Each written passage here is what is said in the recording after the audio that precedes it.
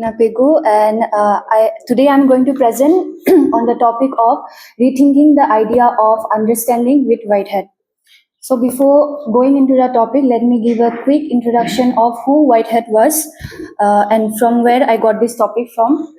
So Alfred North Whitehead was a British philosopher and a mathematician. Interestingly, he began as a mathematician before turning fully into philosophy. He later developed what we now call process philosophy. His major philosophical work, Process and Reality, presents a very different way of looking at the world. Instead of thinking that reality is made up of fixed, solid things, Whitehead argues that reality is made up of events and processes. Everything is constantly becoming. This idea becomes important because if reality itself is process, then knowledge and understanding cannot be static either.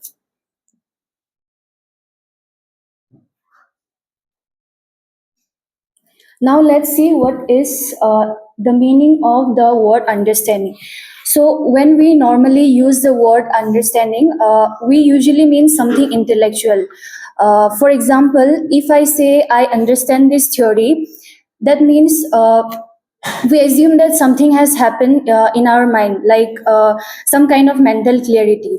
But when I started reading Whitehead, I realized that he doesn't see understanding as some mental act.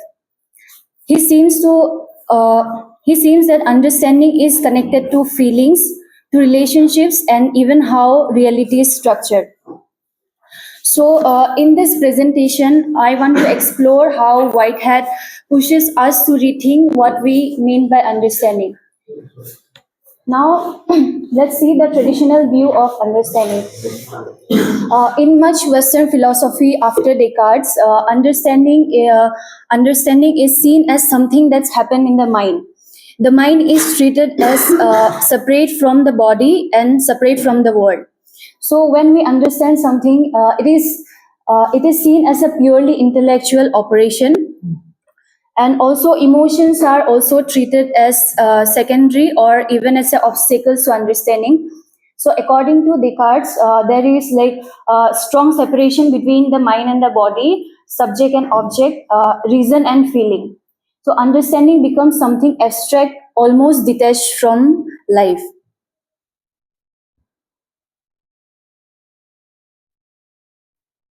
Now let's see the Whitehead shifts from substance to process. Whitehead challenges that reality is made up of substance, fixed things that simply exist. Instead, uh, instead, he says reality is made of what he calls actual occasions. These are moments of experience. Everything that exists is a part of becoming. This means nothing is completely static, everything is relational and dynamic.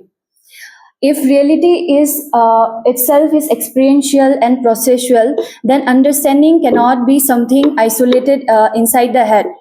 It must also be a part of the larger flow of experience. This is where Whitehead begins to change how we think about understanding. Whitehead challenges also. He also argues that we are not detached thinkers, but we are participants of the world. Now let's see experience before thought.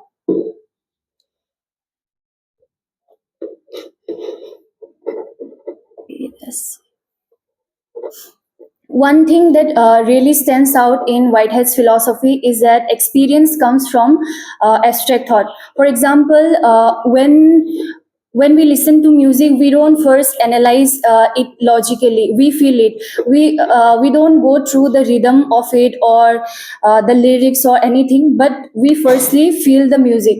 Or when we enter into a dense room, we sense something before we consciously think about it. So Whitehead argues that feeling is not inferior to thought. In fact, feeling is the basic of thought. So understanding does not begin with pure logic. It begins with experience that he calls feeling.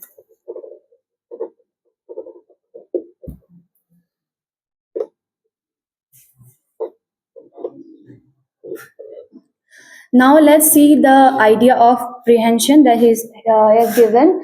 A key term in Whitehead's philosophy is prehension. Prehension basically means to grasp or to take account of something.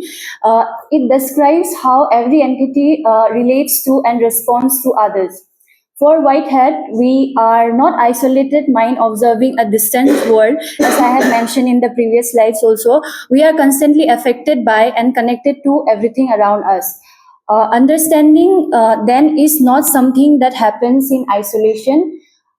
It grows out of our interaction. Even before we consciously reflect on something, we are already relating to it.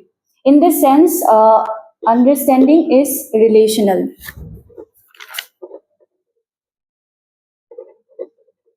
I also want to add some few more points on this prehension. It is very radical. Whitehead believes all actuals occasion prehend.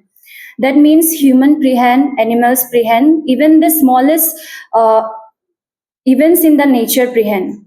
Prehension is the fundamental way reality connects.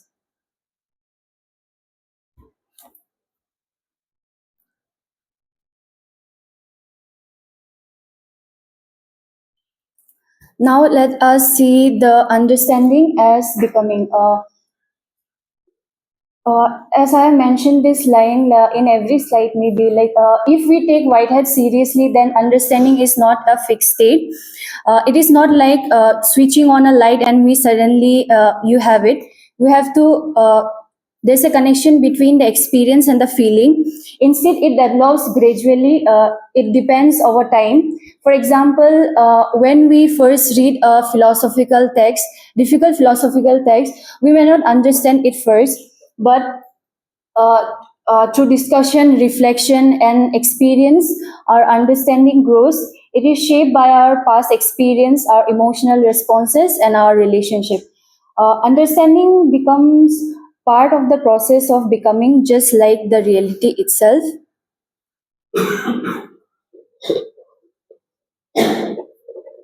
So, why does it actually matters? I think Whitehead's perspective of this understanding is important because it challenges the idea that knowledge is purely intellectual.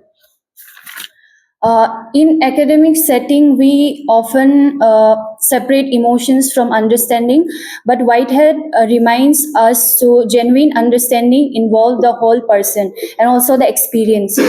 It also breaks the rigid separation between subject and object. We are not detached observers of the world; we are participants in it.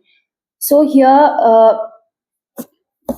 Whitehead doesn't separate the subject and the object. He put together subject and the object and call it as an experience. This also this also makes this makes understanding more alive and more connected to lived experience. So this was experience, but didn't came.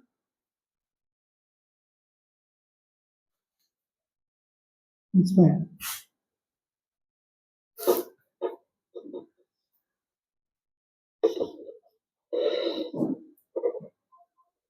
So every aspect there is pros and cons. So there is also a critical reflection of it.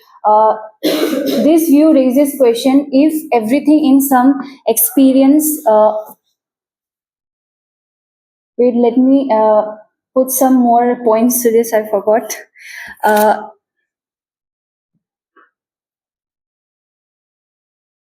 why it actually matters, because it makes learning a lifelong process, removes the fearing of not understanding immediately, shows that knowledge is relational and experiential, and it also connect thinking with living.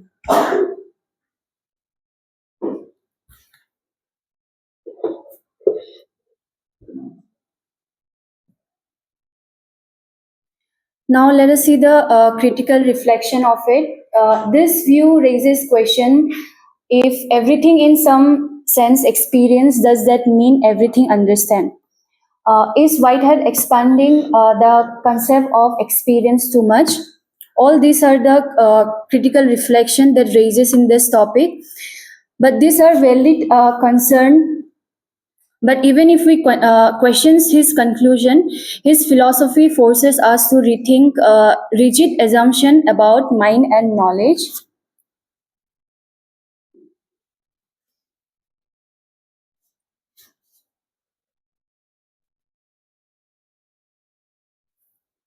Because not in the human sense, Whitehead would say all entities experience, all complex organism like humans achieve reflective understanding.